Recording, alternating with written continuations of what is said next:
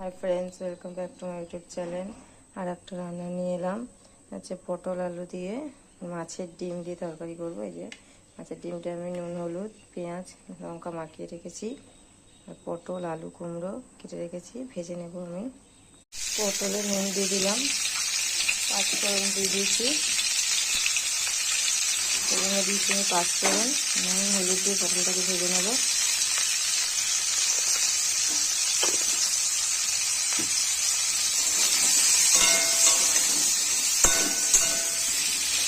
এবার আমি কুমড়োটা আলুটা দিয়ে দেবো, দিয়ে ভেজে নেব।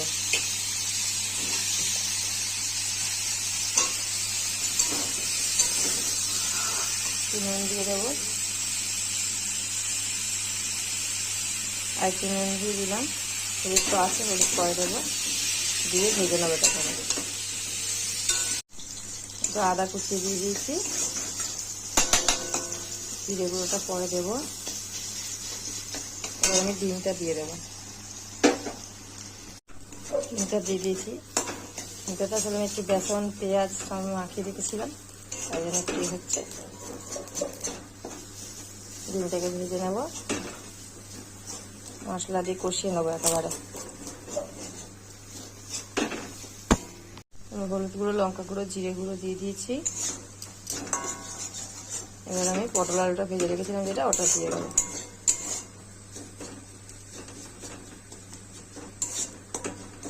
এইভাবে খুব ভালো লাগে মাছের ডিম দিয়ে পটল আলু।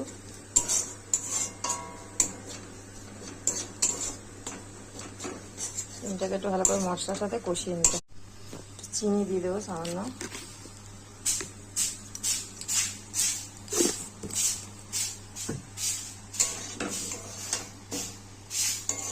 এবার জল দিয়ে দেবো।